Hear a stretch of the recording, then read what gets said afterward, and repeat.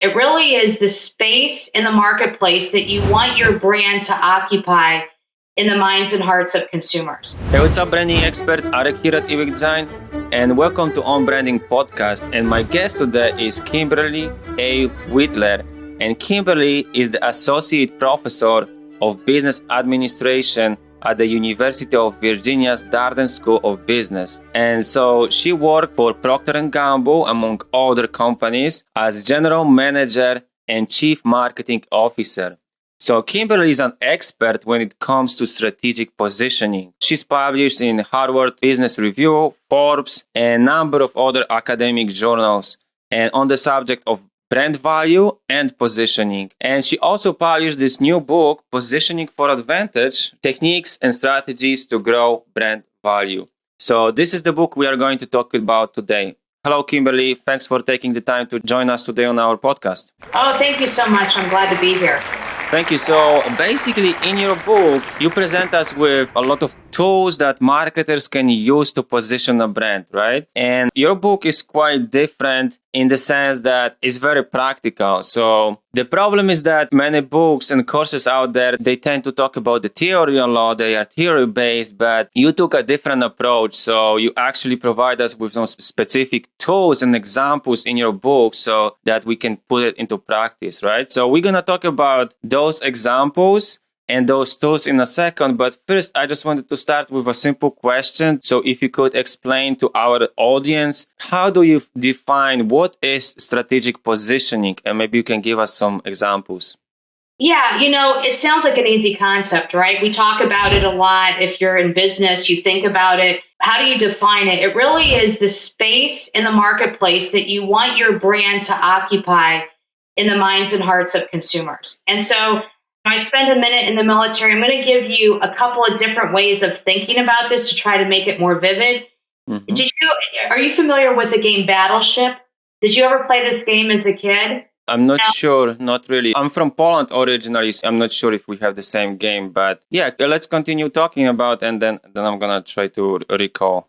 So it's actually a lot of the games that we play as kids. It's about what position do we want to occupy on the board. Battleship was a game where you played against an opponent. It was kind of an L-shaped view, and you have a territory where you have to position your battleships, and you're playing against an opponent.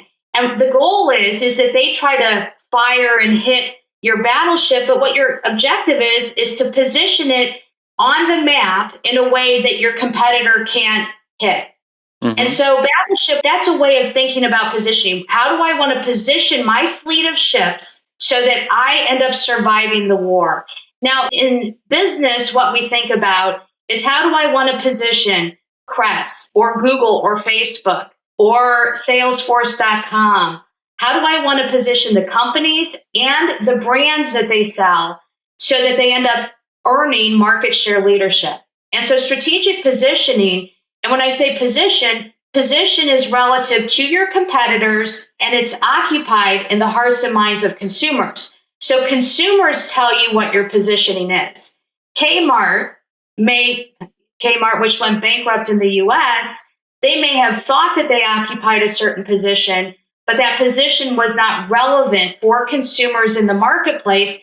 And that's partly why they ended up, ultimately going bankrupt, because they didn't occupy a unique, relevant, superior position, different from competitors, that was meaningful. They therefore, even though they've been around for decades, they ended up going bankrupt. So what this book is about is really trying to think about how do you identify the superior position in the market that you want to own, and then what are the tools that help you kind of build that brand to earn a strong position.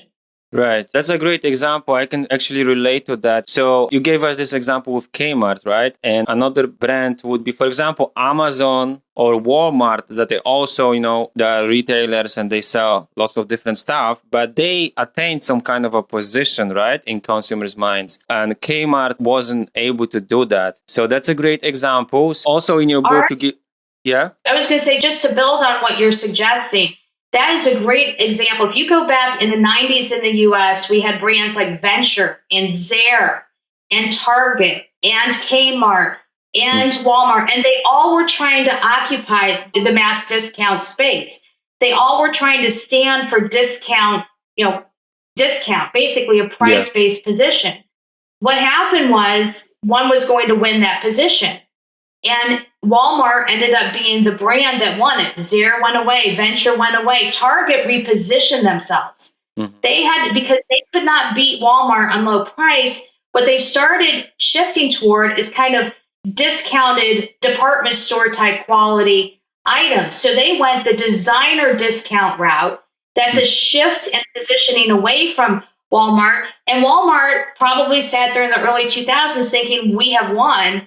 And what happened is Amazon came in, and what's their position? It's not necessarily low price. It's the biggest assortment available on everything you need, and it's convenience, right? And so now both Amazon and Walmart, because they kind of serve slightly different, needs, but they both exist. But you can see how Amazon position themselves a little bit differently from Walmart, even though they are competing and they overlap.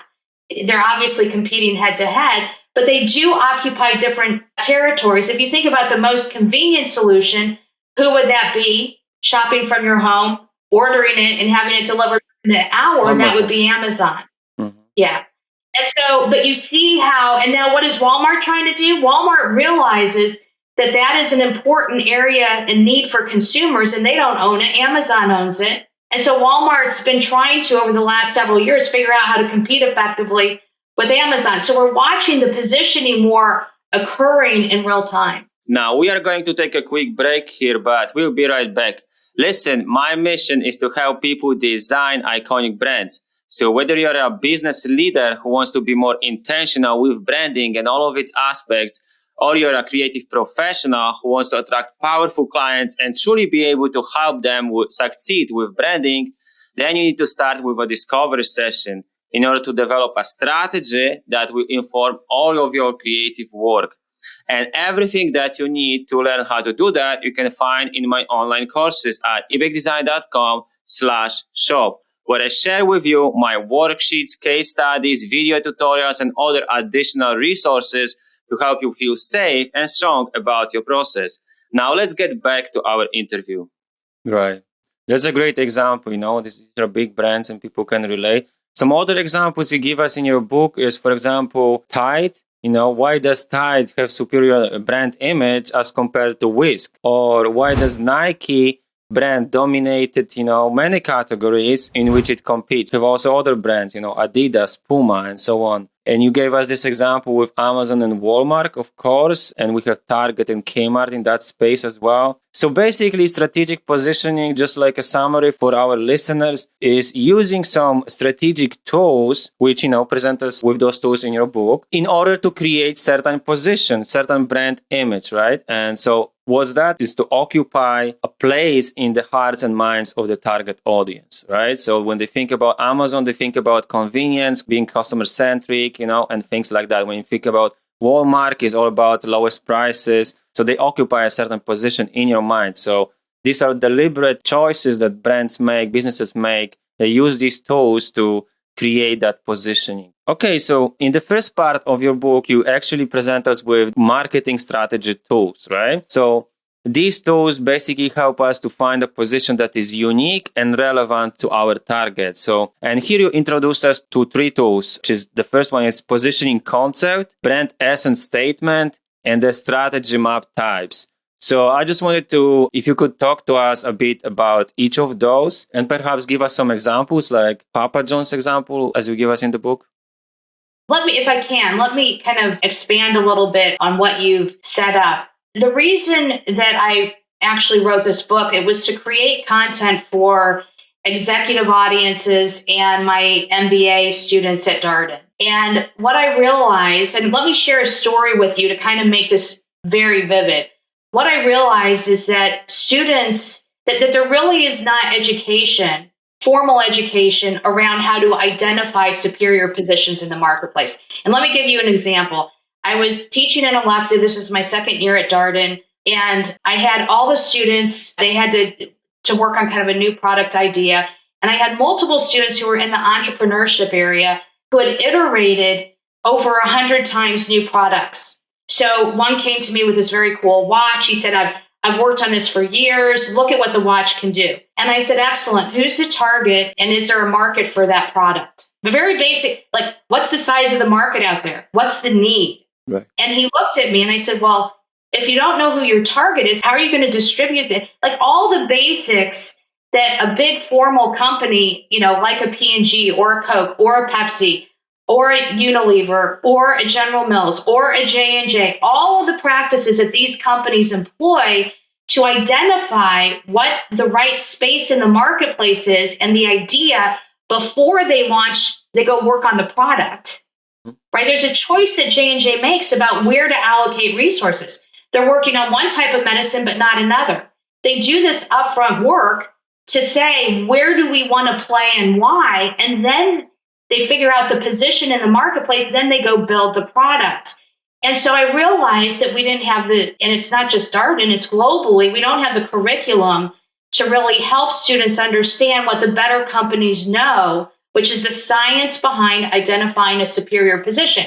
A P&G's built $22 billion brands, not one, 22. They have a process and a system for trying to identify what are the right positions in the marketplace. How do we go build the product? How do we promote? How do we build the brand so that we can own that position in the marketplace? So the story where I started observing my students saying, gosh, we need to help them identify the position before they invest years in designing a product.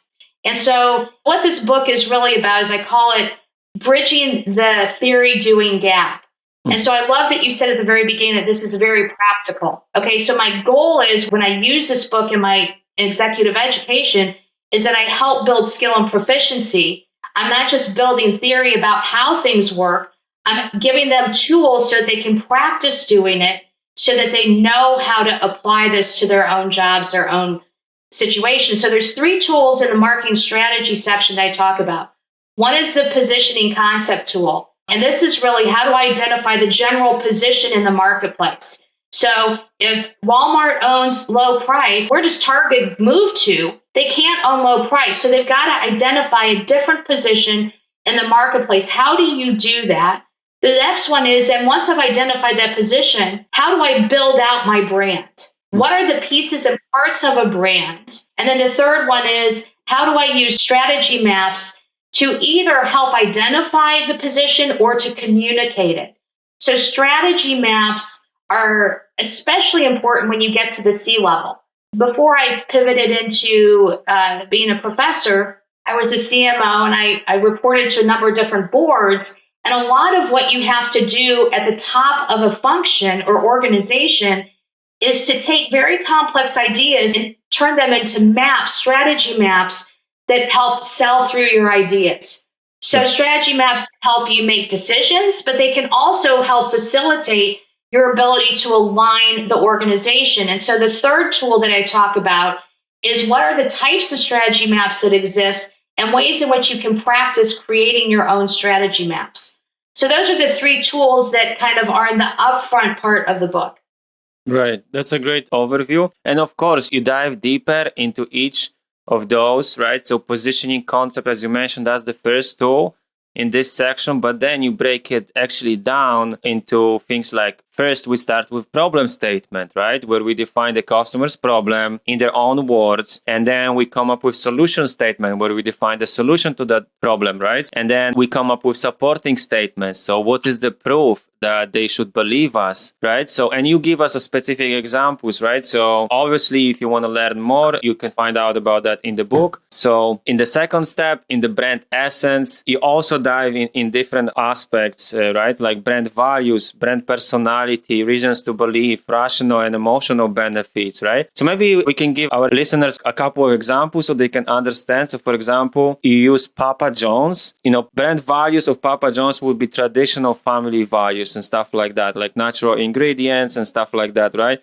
The brand personality would be therefore friendly, warm, health-oriented. So the reason to believe would be that ingredients are fresh and hand-cut, and the benefits were rational and emotional benefits. So they created this phrase, better pizza, that they're known for, right? So that's more of a rational, and then emotional benefit is you feel like a great parent, if you serve that pizza with fresh ingredients and so on. So I'm not sure if you guys have a much better understanding of these concepts and this example with Papa John's if you check out the book. Actually, just wanted to give you a few examples. And then the third tool, as you mentioned, is strategy maps. And this helps us to communicate our marketing strategy, and especially when it comes to leadership, right? As you said, it gives a visual overview of the brand, of the target, of the competition, so we can sell that idea to the board and things like that. So you give us actually a lot of different tools here. For example, this is very interesting. I just wanted to show to our listeners. For example, you break it down here, car brands. And this is one of the examples of the strategy maps, right? So now in the second part of your book, you explain how to go actually from strategy to implementation, right? So as you say, the strategy is only successful if you can implement it effectively, right? I love that you're all about being practical, pragmatic. So here we have two tools, the strategy marketing plan and the creative brief. So can we spend a couple of minutes talking about both? And maybe you can give us some examples? Yeah, so just to maybe put this in context for your listeners, at the very beginning of the book, I create a framework where I talk about what is it that marketers contribute uniquely to firm performance? How do we help the firm? And in this kind of organizing framework, I talk about our goal is to help create positional advantage for the firm. And we do this through these strategy tools, and then we have bridging tools that help connect strategy to implementation. And so there's three sections: are strategy tools, bridging tools, and then planning tools, all of which in aggregate help us as marketers create positional advantage for the firm. All three are critical. Now, the importance of bridging tools is that they help move us from strategy to planning, to implementation. They help move us from one side to the other side. And that a lot of times where we go wrong is we might have a terrific brand essence statement, but in the marketplace, we don't own that. And that's because somehow we have failed from the strategic side to the implementation side to earn the right to own that positioning. And so the bridging tools are really, there's two sets of them. One is how do you create a strategic marketing plan? And by the way, I use this with a lot of non-marketers. And one of the most valuable things I learned early in my career is how to create smart strategic plans. And it really is about being choiceful. And one of the things I've seen over and over and over and over again in my career and with the work I do with different companies is that we don't like to make choices, because making choices requires us to have a degree of confidence that the choices that we're making are the right ones. Yet the consequence of not making a choice is to impair the organization's ability to execute. So let me say that again, that when we fail to make choices, what we then ask everybody below us to do is everything, right? We encumber them with having to do more. The consequence of that can be imperfect implementation, less than optimal execution. And so the first part of these bridging tools is really how do we think about making choices? And then the second part is the creative brief. And I tackled this. I actually did some work with a very large financial services company. We were educating their marketing organization, and we did some extensive work on how to really write better creative briefs. That a lot of times on the strategy side, we don't fully understand the pain that we're passing on to creatives if we're not developing a very clear and choiceful creative brief. And so the second tool is really designed to help us think deeper about the importance of the creative brief and to really invest more time in making sure that what we're handing off to creatives gives them the best chance to execute against our strategic vision. Right. So I just wanted you guys to show you something in the book. So here you actually give us a lot of examples, right? Here is for example, we have specific how to write a creative brief. with examples and stuff like that, right? So as you mentioned, creative brief is one of those bridging tools, and it's very important to get it right. Otherwise, we can have a problem with execution. So we are doing this service. If we don't have a strong creative brief, it's a disservice to the creatives. So it is very important to get it done, right at first. So creative brief is how to activate our previous plan, right? How to convert our strategy into action. It includes all the key information about the project, and it also serves as an agreement between the marketer and creatives, right, who execute on that strategy. And of course, there are different components to the creative brief, and there is a lot of examples as I show you guys on pages like 144. You give a specific creative brief examples from real life, so you can guys check that out. And in the third part of your book, you actually present us with marketing plan tools, right? So as you said, first is developing the strategy, second is those bridging tools, and the third part is about planning tools. So here we have the marketing technology blueprint, we have the influencer mapping tool, and we have brand measurement methods and so on. So can you talk to us a bit about this third part and some of its tools like marketing technology blueprint? And I think very interesting one is the influencer mapping tool. Yeah, the reality is that there are so many diverse areas in which marketers work that there's no way that I could tackle everything. The strategy side, interestingly, is more kind of uniform at the top companies, more consistent. What I teach on the strategy side, I've had students who've gone to Pepsi, who've gone to Coke, who've gone to Unilever, who've gone to different places. You say, oh gosh, this all seems familiar. When I go to these companies, it's familiar. But on the planning side, it's one marketer might be working solely on social media, another might be working on media plans, another might be working on digital, another might be working on traditional media. And so what I wanted to do was to focus a little bit more on some contemporary issues that marketers are dealing with. That's why I focused on the MarTech blueprints, because MarTech is, obviously a hotter area. And then also I wanted to tackle this key opinion leader. That's the Chinese version of influencer marketing. In part because I've done some work I spent some time over in China, interviewing a lot of leaders over there. I wrote an HBR article on what the West can learn from Eastern marketers. And I've been fascinated by influencer marketing and frankly, how the East is ahead of us in terms of understanding, utilizing, leveraging, I think, influencers. And then the last tool in this is about brand measurement methods, because one of the things that marketers are unfortunately criticized for is not measuring marketing. And I don't believe that. I think they are measuring it, but we're having a hard time connecting it to financial metrics in the firm. And so what I tried to do here was give marketers a framework for thinking about different ways in which you could measure marketing and try to demonstrate value in the company. So there's three different things.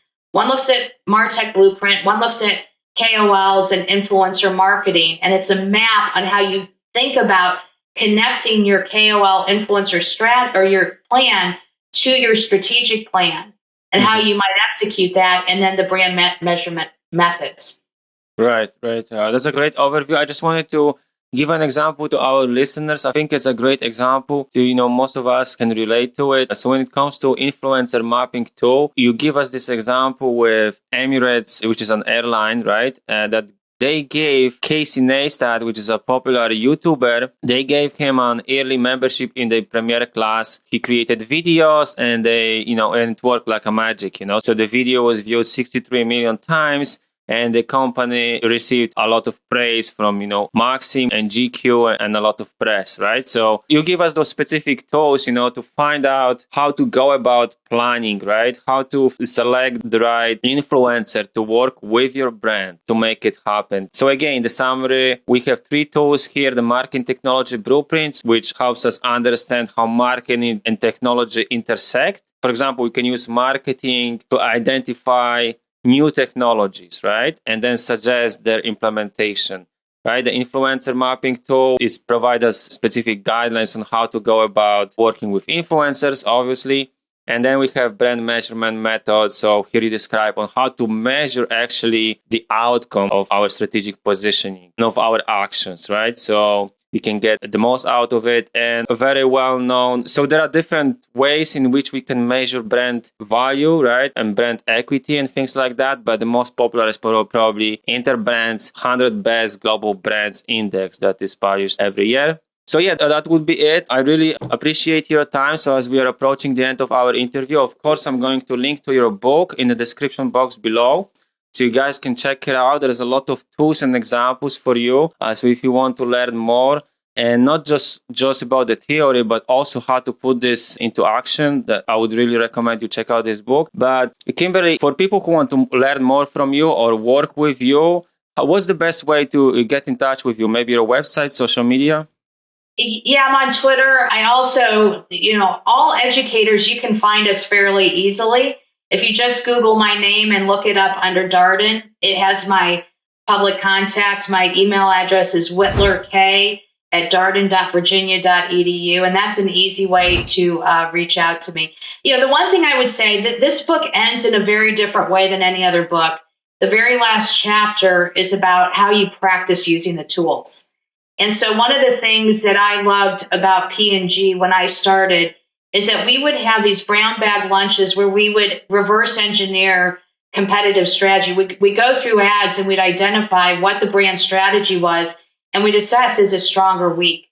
And we did things like that would build our muscle, hone our ability to understand strategic positioning. And so, from that early time when I became a CMO, I started doing things like that with my organization from a training perspective. And so in the very last chapter of the book, I'm very grateful to P&G, Coke, Buick, GM.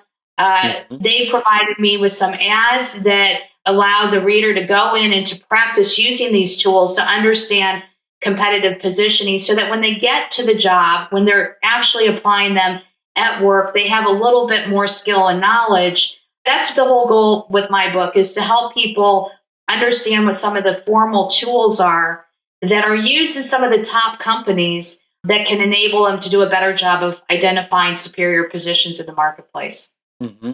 That's a great point. Yeah, I noticed that in your book. That's a great point that you mentioned that. So, you actually strongly advise us to look at some of their advertisements and reverse engineer, right? And you do that in your book. You actually show us specific examples, how to look at the ad and how to break it down and dissect all this work behind the scenes, or that they've done in order, for this ad to work and work in alignment to, their strategic positioning, right? So that's great. Yeah, thanks again. Thank you for your time. And thanks for doing this interview today.